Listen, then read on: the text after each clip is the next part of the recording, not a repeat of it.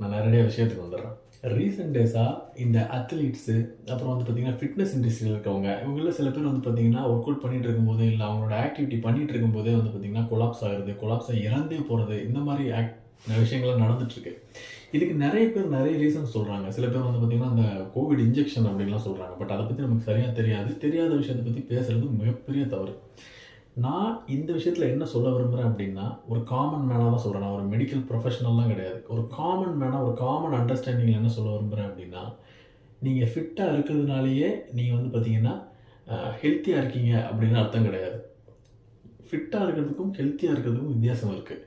உங்களால் இவ்வளோ பயங்கரமான ஒரு 300-400 கேஜி தூக்க முடியும், இல்லை என்னால் ஒரு ஃபுல் மேரத்தான் ஓட முடியும் அப்படிங்கிறதுனாலேயே நீங்கள் வந்து உங்கள் இன்டர்னல் ஆர்கன்ஸ்லாம் பர்ஃபெக்டாக இருக்குன்னு சொல்ல முடியாது.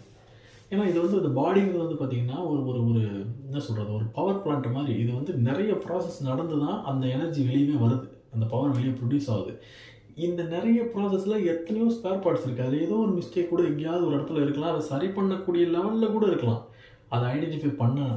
ஸோ பீரியாடிக்கலாக நம்மளே செக் பண்ணி, நம்ம எப்படி ஒரு காரை வந்து பீரியாடிக்கல் சர்வீஸ் சொல்கிறோம், அந்த மாதிரி நம்மளே ஒரு தடவை செக் பண்ணி ஏதாவது சின்ன சின்ன விஷயங்கள் இருந்துச்சுன்னா அதை ஸ்டார்டிங்லேயே சால்வ் பண்ணிட்டோம்னா திடீர்னு ஒரு நாள் அது வெளிப்படாது.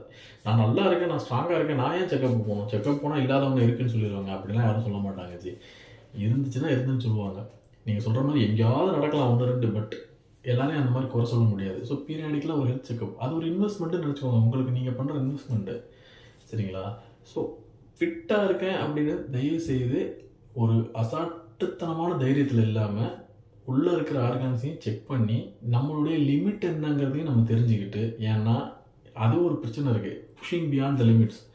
அது நல்ல விஷயம் தான், கேட்குறதுக்கும் பார்க்குறதுக்கும் நல்லா தான் இருக்குது. பட் அது எவ்வளோ கிராஜுவலாக புஷ் பண்ணுறோங்கிறது ஒன்று இருக்குது.